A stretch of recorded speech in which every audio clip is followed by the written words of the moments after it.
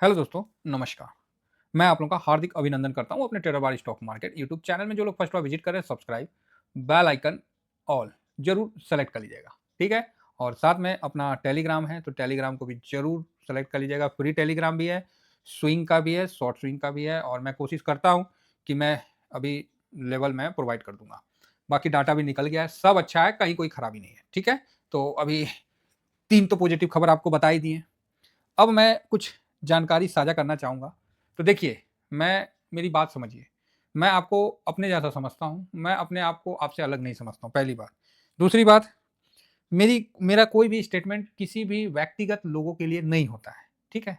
हाँ, अब मुझे जो लगता है कि नहीं, निर्मला ताई को निर्मला चाची को, निर्मला मौसी को, अरे जो बोलना है बोलिए, ठीक है? उनको मैडम जी को रेट कट करना चाहिए, रेट कट बोलते हैं, बजट में इनकम टैक्स में कम करना चाहिए तो करना चाहिए। आखिर हम किसको बोलने जाएँगे? आप हमारे वित्त मंत्री हैं, हमारे घर के मुखिया हैं, हम आप ही के सामने ना गुहार लगाएँगे कि अरे भाई करिए, क्या कर रहे हैं? प्राण ले लीजिएगा। आखिर हम किसको बोलने जाएँगे? हम पावेल साहब को तो बोलने नहीं जाएँगे, यूएस के हम ट्रम्प साहब को तो बोलने नहीं जाएँगे, तो हम लोग का आप ही को बोलेंगे, ठीक है? तो वही बात है। अब देखिए, यहाँ कुछ तथ्यों पे हम बात करेंगे। मैं अगेन कह रहा हूँ, मैं ना किसी सरकार के पक्ष में बोलता हूँ, ना विपक्ष में बोलता हूँ। क्या है ना कि लोग कन्फ्यूज़ हो जाते हैं कि सर आप कहीं कांग्रेस पार्टी के हैं, क्या बीजेपी के सपोर्टर हैं? आप मतलब इस तरह के हो जा भाई मैं मार्केट का सपोर्टर हूँ। मेरे साथियों का पैसा बनता है, उसका सपोर्टर हूँ। ना मुझे किसी पार्टी से इंटरेस्ट है, ना किसी से है। हाँ, ये है कि बोलने में कहीं अग्रेशन या कुछ हो जाता है तो भैया हम भी आमे आदमी हैं, साधारण आदमी हैं, ऐसा समझ के आप इग्नोर कर दीजिएगा। अभी क्या है, सबसे बड़ी समस्या आपको क्या दिख रही है? हर जगह चिल्ला-चिल्ला के कहा जा रहा है, क्या कहा जा रहा है? 2 चीज़ सुन रहे होंगे। एक कि हम लोग का रुपया कमज़ोर हो रहा है, ठीक है? दूसरा, फ़ॉरेन रिज़र्व जो है हमारा डॉलर का, वो कम हो रहा है। जो डाटा बताऊँगा ना, डाटा के आधार पर रिसर्च करके बताऊँगा। प्लीज़ जो बीजेपी समर्थक हैं, मुझे गलत मत समझिएगा। प्लीज़ जो कांग्रेस समर्थक है, वो भी मुझे गलत मत समझिएगा। जो भाई साहब कोई भी समर्थक कहीं का भी हो, भाई जो डाटा है वो सामने रख दूँगा, आपके सामने एनालिसिस कर दूँगा। आपको अच्छा लगा तो ठीक, जिसको जैसा समझ में आता है आप समझ लेना। मेरा काम है एनालिसिस कर देना। अभी आपके सामने क्या उत्पन्न हुआ है कि जो डॉलर है, उसका रेट बढ़ा है, ठीक है। और वहाँ पर ही हमारा रुपया काफ़ी नीचे गिर चुका है, जो कि काफ़ी निंदनीय है और गलत है। इससे क्या है कि एफआईएस की बिकवाली और बढ़ रही है। मतलब यही कारण है, और भी इसमें ये जले पे नमक छिड़कने वाला काम कर रहा है एफआईएस को। ठीक है, ये बात सामने है, ये एक डर है, तो आप बोलिएगा हाँ, ये डर है। दूसरा, फॉरेन रिज़र्व धड़ाम से डाउन हुआ है, ये डर है, तो हाँ, ये डर है। तो आपको जो वर्तमान में सरकार है, इसको लेके मन में आक्रोश है, तो हाँ है। तो होना चाहिए, तो होना भी चाहिए। क्योंकि अभी मोदी साहब हैं, तो हम दूसरे कांग्रेस के तो कोई मतलब नहीं किसी को बोलेंगे ना कांग्रेस को, हम तो मोदी साहब को ही बोलेंगे। अब मोदी साहब बोलेंगे कि नहीं, चाहे उनके पार्टी को कांग्रेस की कमियाँ दिखाने लगेंगे तो ये गलत है। भाई आप भी तो 10 साल 15 साल होने 10 साल से ऊपर है। अभी भी आप कमी को नहीं दूर कर पाए हैं तो ये गलत बात है ना? तो कमी भी आप ही को दूर करना है, इसीलिए तो चुन के आपको लाया गया है, ना कि आप अपना बचाव में दूसरे की कमी को ढूँढ लो।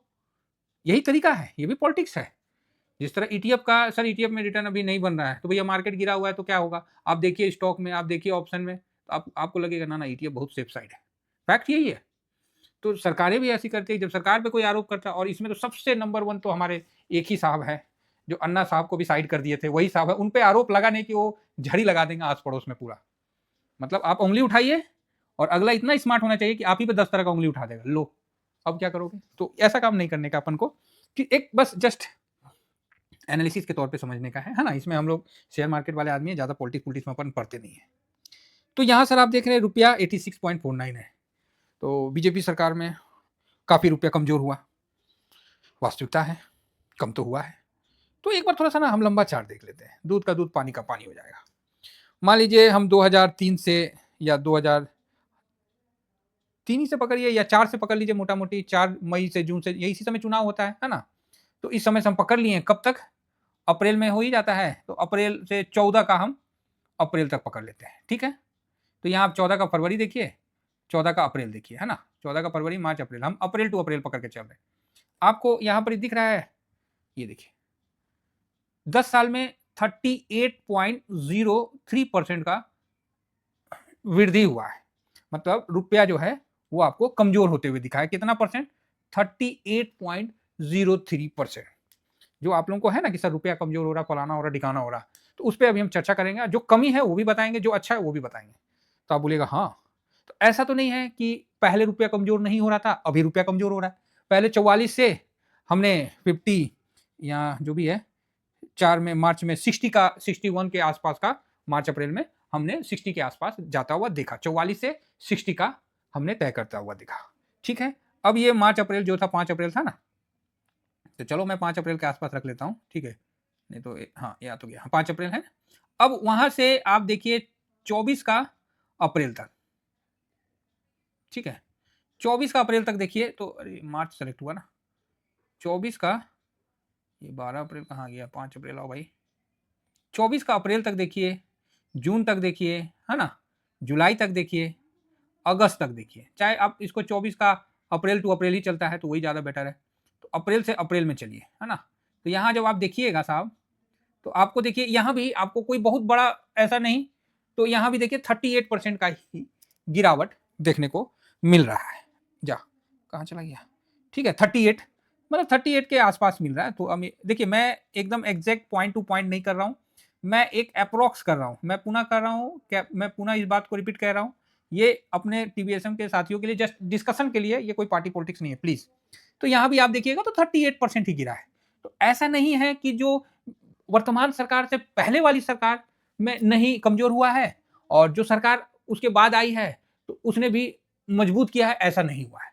तो यहां आप देखिएगा तो पहले भी वही सिस्टम था, आज भी वही सिस्टम है। जिस तरह सास टाइम पास की है, बहू भी आई, थोड़ा सा हुआ और फिर वो भी टाइम एक दिन सास बन गई। सेम कंडीशन यहां देखने को मिल रहा है, जो बिफोर बीजेपी था और ये आफ्टर बीजेपी है, कोई यहाँ डिफरेंस नहीं है। अब क्या हुआ यहाँ पर, ये रुपया का कमजोरी में, तो जो लोग बोल रहे हैं ना कि रुपया बहुत ज्यादा कमजोर हो रहा है, ये हो रहा है, तौबा, ये लव लव लव, भाई साहब टेंशन ना लो, पहले भी हुआ था अभी भी हो रहा है, कोई इसमें ज्यादा फर्क नहीं पड़ रहा है। ठीक है, अब क्या हुआ कि यहाँ पर ही थोड़ा सा समय में थोड़ा ज्यादा हो गया है, ये बात हम मान रहे हैं। उसका भी कारण और सब जब तथ्य देखिएगा ना तो बड़ा मजा आएगा। हाँ यहाँ देखिए तो अभी 44 हो गया, मान लीजिए अप्रैल के बाद एक साल में देख लेते हैं। ये आपको जो मैंने 4 अप्रैल अप्रैल तक बोला ना, तो अप्रैल 4 5 अप्रैल जो भी है, इसके बाद देखिए तो यहाँ ये 4% का ज्यादा कमजोरी दिखा दिया है। ठीक है, इसीलिए हम कहना कि यहाँ कुछ चेंज हो रहा है, अभी जो है वर्ल्ड ऑर्डर चेंज हो रहा है। ठीक है, बोला हूं, दिखाऊंगा, डाटा के माध्यम से समझाऊंगा। मैं किसी भी पार्टी के पक्ष में नहीं बोल रहा हूं, मैं जो डाटा दिख रहा है वो बोल रहा हूं। अगेन मैं इस चीज का डिस्क्लेमर दे रहा हूं, क्या है ना कि कोई लोग समझ लेंगे कि इसका पक्ष में बोल रहा है, कोई बोलेगा कांग्रेस का पक्ष में। भाई मेरे लिए तो दोनों पार्टी समान है, क्योंकि ऐसा नहीं है कि उसने देश को नहीं बचाया है, उसने भी देश को बचाया, और ऐसा नहीं है कि जो सरकार आई है यही देशभक्त है। समझे ना, अगर कांग्रेस में कुछ कमियां थी तभी तो इनको मौका मिला, तो इनको उस कमी को दूर करना चाहिए। अब नहीं करेंगे तो फिर वापस से उधर आओ, पलटी होगा, सिंपल सी बात है। ठीक है, तो पहली बात तो रुपया में जो था वो एज इट इज ही है, ज्यादा कोई डिफरेंस नहीं आपको देखने को मिला, इधर थोड़ा सा ज्यादा कमजोर हुआ है बस। ये था रुपया की बात। तो ये चीज क्लियर हो गया कि रुपया ऐसा कुछ नहीं है कि रुपया कोई सरप्राइज आपको दे रहा है, ये पहले भी कमजोर हुआ था अभी भी हो रहा है। चलिए आगे बढ़ते हैं। अब आती है बात, नया क्या डर है, ब्रेंट बहुत बढ़ गया। अरे क्या बढ़ा है ब्रेंट, 80 के भाव का है यार, क्या बढ़ा है, कोई भाव भाव नहीं बढ़ा है, नॉर्मल है। नहीं तो ब्रेंट तो आप ये देखिए साहब, यहाँ भी हम ना थोड़ा सा साल सूल अगर दिख जाए ना, तो महीना महीना का लगा दिया जाए ना तो समझ में आ जाएगा। ये देखिए 125 के ऊपर तक हमने 2022 में देखा था, पूरा 22 हमने निकाला, 23 भी हमने 100 के पास देखा था, तो इस तरह से हमने निकाला है। तो हमें पता है कि ब्रेंड महंगा क्या होता है। 80 के पास है, ठीक है, एक चाल है जो कि आपको दिख रहा है, नॉर्मल है ना, हो सकता है यहाँ से और नीचे आ जाए। तो ब्रेंड में ऐसा कुछ नहीं है कि आपको कोई बहुत ज्यादा सरप्राइज करेगा और इसमें ज्यादा परेशान होने की जरूरत है, नॉर्मल है, चलने दीजिए। तो ये दो चीज रहा। अब आइए तीसरा चीज क्या था कि सर हमारा फॉरेन रिजर्व कमजोर हो गया। ठीक है, तो मैंने फॉरेन रिजर्व को भी चेक किया, इंडियन फॉरेन रिजर्व कब क्या रहा है। तो ये जो ये है ना, ये अक्टूबर और लास्ट का, इसमें 700 मिलियन, क्या है जी, मिलियन बिलियन जो भी है, मिलियन था 700, ये देखिए एक मिनट, एक साल में ये 705 के यूएसडी मिलियन था, समझे, जो कि अभी तक के इतिहास में सबसे बड़ा था। और अभी तक के इतिहास में मार्केट 26,200 समथिंग जो भी था उसी समय था। ठीक है, तो ये भी आप क्लियर होके चलिए। उसके बाद क्या हुआ, मार्केट में गिरावट हुआ और एफआईएस की बिकवाली हुई और हमारा फॉरेन रिजर्व धर धर धर धर धर धर नीचे आने लगा। ठीक है, अभी फॉरेन रिजर्व जो नीचे आया है तो ये स्टार्टिंग का लेवल में आ गया, जो 24 में स्टार्टिंग हो रहा था तो उसी के आसपास अभी आता हुआ, मतलब अभी तो वहां तक तो नहीं आया, अभी 640 के ओनली फॉर 60, मतलब 60-70 के मिलियन पैसा निकला है। तो ये सामने दिख रहा है एफआईएस की बिकवाली से निकला है ना। तो ऐसा कुछ बहुत ज्यादा यहाँ नहीं है, ठीक है, नॉर्मल निकला है। पहले तो डाले भी तो थे, तो निकला है, ये तो एक नियम है। तो यहाँ भी ऐसा नहीं है कि फॉरेन रिजर्व बहुत ज्यादा कम हो गया है और इसमें हम लोग को बहुत बेचैन होने का और त्राहिमाम और एकदम उदास हो जाने का कोई जरूरत नहीं है। आइए मैक्सिमम देख लेते हैं, दूध का दूध पानी का पानी हो जाएगा। 2004 से देखते हैं, ठीक है, ये हम 2004 में आ गए हैं मार्च में। इस समय फॉरेन रिजर्व 109 के था। 2004 के मार्च में 5 मार्च को 109 के का फॉरेन रिजर्व था। तो आप बोलिएगा चलो जी ठीक है, और ये 2014 में 270 के आसपास हो गया था। ठीक है, थोड़ा ज्यादा 19-20 का हो गया है ना। 270 के, ये देखिए ये है 270 का और ये 270 का है। ठीक है, यहां पर ही पहुंच गया था। तो कांग्रेस सरकार में आपको 10 साल में ये मतलब डबल से ज्यादा होता हुआ, मतलब ट्रिपल तो नहीं बोलेंगे लेकिन मतलब ट्रिपल से कम है और डबल से ज्यादा है, मतलब 2.5 गुना से 2.25 गुना आपको होता हुआ दिखा। अगर हाँ 100 का 200 हो गया, 9 का 9 9 दूनी 18, 2 दूनी 18, तो 18 इधर हो गया और 270 है, तो मोटा मोटी 50 और जोड़ लीजिए तो हो जाएगा। तो मतलब 2.5 गुना आपको बढ़ता हुआ दिखा 10 साल में। क्या बढ़ता हुआ दिखा? Foreign reserve. चलिए अच्छी बात है। अब 2014 के बाद से जो 270 के था वो 10 साल में मोदी सरकार के टाइम में ये बढ़ के कितना हो गया, तो अभी आपको मैं दिखलाता हूं, 3 साल का डाटा निकालता हूं। जो डाटा सामने दिख रहा है सर वो उसी आधार पर, तो ये यहां पर अगर देखा जाए तो मार्च के आसपास आ गया। तो जो उस समय 270 के था 10 साल में ये बढ़कर 650 के हो गया। तो आप बोलिएगा हाँ सर तो बढ़िया हुआ, तो बहुत बढ़िया सर फॉरेन इन्वेस्टर निवेश किए हैं। तो भाई पहले 109 से 270 हुआ 10 साल में। ठीक है, 109 से 270 हुआ 10 साल में। ठीक है, तो इसको अगर आप डिवाइड भी कर दीजिएगा, एक देखिए हम लोग जो भी डिस्कशन कर रहे हैं एक हेल्दी डिस्कशन कर रहे हैं, समझने के लिए डिस्कशन कर रहे हैं, ना कि किसी प्रकार का कोई कंट्रीब्यूशन हम पैदा करने के लिए। बार बार इस चीज को रिपीट कर रहे हैं, तो इस चीज को समझिएगा, गलत मत ले जाइएगा। तो हम इसको डिवाइड किए 270 भागा 109, तो ये 2.47 के मतलब इतना मल्टीपल हुआ 10 साल में। ठीक, अब हम इधर देखते हैं 10 साल में कि 650 अभी भी है ना, 650 के जो था डिवाइडेड बाई 270, तो यहां भी जो निकल के आया तो 2.40% का आया है। ठीक है, कब की बात बता रहे हैं? मार्च 2004 तक का, है ना। अब इसके बाद तो यहां आप देखिए 10-10 साल में कोई ज्यादा फर्क देखने को दोनों सरकार के दौरान नहीं मिला है। मेरा जो अपना मत है, नहीं मिला है मतलब नहीं मिला है, जो डाटा कह रहा है 19-20 का फर्क है, बस इतना ही है।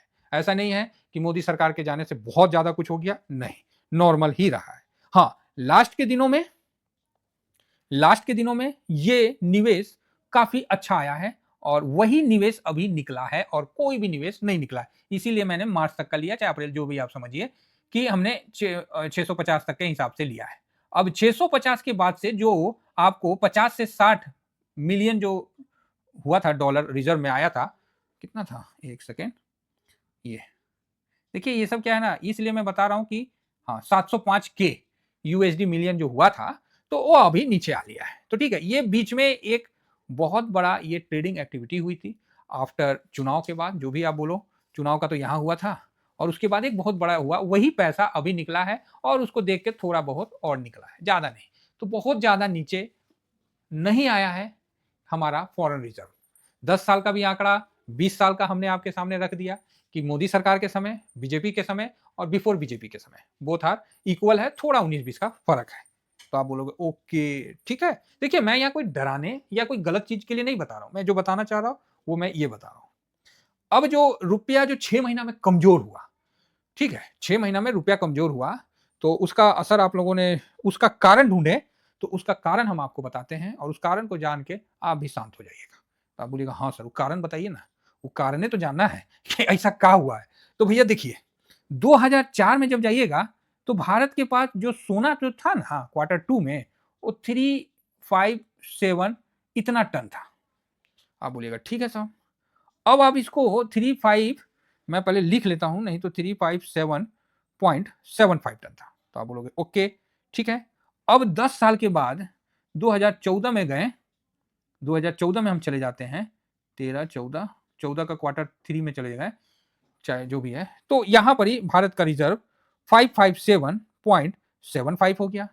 तो आप बोलिएगा हाँ ठीक है, फिर से मैं लिख देता हूं कि 10 साल में सोना का ये था इतना टन, 14 में था, और बिफोर 4 में जो वो 3 पॉइंट इतना था, है ना। तो ये यहाँ से इतना घूम के गया है, बढ़ा है 10 साल में। तो इसको मैं ना अपने कैलकुलेटर में एक बार डिवाइड कर देता हूँ, जिससे क्या है कि दूध का दूध पानी का पानी हो जाएगा। तो ये 1.55 मोटा मोटी इतना टाइम्स मल्टीपल हुआ है, मतलब इतना बढ़ा है। ठीक है, तो आप बोलोगे ओके क्लियर है साहब, कोई डाउट नहीं है, कोई भी चीज नहीं है। तो आप बोलोगे नहीं नहीं। अब आइए 2014 के बाद जो ये 557.75 जो यहाँ है, वो साहब बड़े तेजी से बढ़ के गया है कि नहीं गया है, उस पर भी हम एक नजर कर लेते हैं। सब दूध का दूध पानी का पानी हो जाएगा, ज्यादा हर बनाने की जरूरत नहीं है। अगर कहीं कुछ होगा भी तो सब निकल के आ जाएगा, मैं पहले से कोई एनालिसिस करके इसीलिए नहीं रखता हूं। वर्तमान समय में सोना जो हमारे पास है 853.63 है। ठीक है, तो इसका भी 10 साल का देख लेते हैं। उसका था 5.57.75। ठीक है, और अभी जो है 10 साल में मोटा मोटी ये अक्टूबर क्वार्टर थ्री का है 24 का, तो उस हिसाब से तो जो अभी डाटा उपलब्ध है उसी हिसाब से हम एक मोटा मोटी निकाल लेते हैं, तो अच्छा है। तो यहां पर ही जब आप मल्टीप्लाई किए तो यहां पर ही इसको डिवाइड करिएगा तो कितना टाइम्स गुना हो जाएगा, तो 1.53। तो यहां 10 साल में सोना का रिजर्व आपको बढ़ता हुआ दिखा है। बात समझ में आई, यहां सोना का रिजर्व बढ़ता हुआ दिखा है, जो कि आपके सामने है। बढ़ा है कि नहीं बढ़ा है? तो आप बोलिएगा कहां बढ़ा सर, ये तो 1.53 है और उससे पहले तो 1.55 हो गया था। तो एक मिनट मैं पुनः एक बार चेक कर लेता हूं। अरे बड़ा मतलब हम भी पहले से करके नहीं ना रखते हैं। ये 557 था सर, और 2004 में जो ये 357 था। तो एक बार मैं इसको डिवाइड कर देता हूँ, 557.75 डिवाइडेड बाई ये अभी, तो 357.75, तो 1.55। उस समय भी 1.55 था मोटा मोटी। और एक मिनट, क्वार्टर चार का थर्ड क्वार्टर देख लो भाई, हाँ तो 75 था, और 14 में ये, तो जब हमने डिवाइड किया तो यहाँ भी 1.55 आया।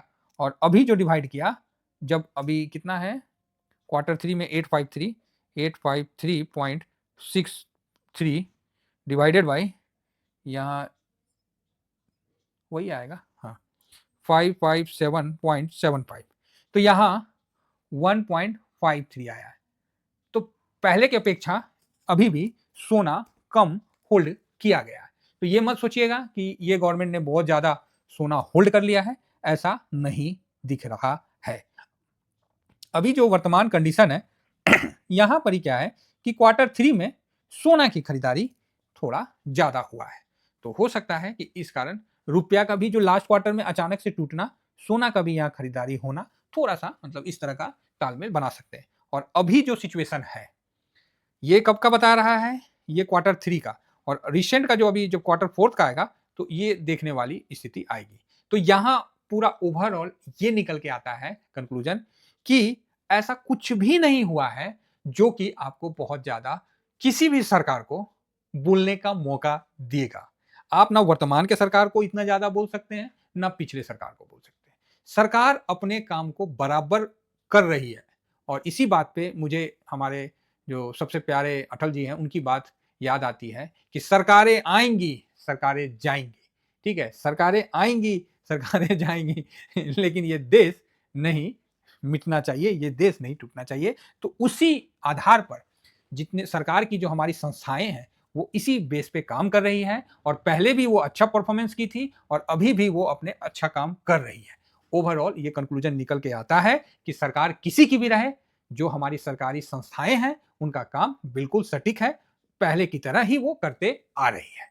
तो इसलिए जो वर्तमान में लोग ये सोच के पैनिक हो रहे हैं कि डॉलर कमजोर हो रुपया कमजोर हो रहा है, हम ये हो रहा है, वो हो रहा है, कुछ भी ऐसा नया नहीं हो रहा है जो कि पहले नहीं हुआ था।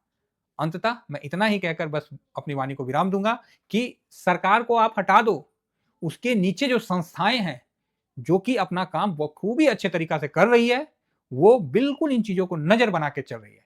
पैनिक करने की और घबराने की कोई आवश्यकता नहीं है। ये देश बिल्कुल सुरक्षित है। पार्टियां आएंगी, पार्टियां जाएंगी, ये देश हमेशा आगे बढ़ेगा। और इसी बात पे मैं अपनी वाणी को विराम देता हूं। और थैंक यू वेरी मच। जय हिंद, जय भारत।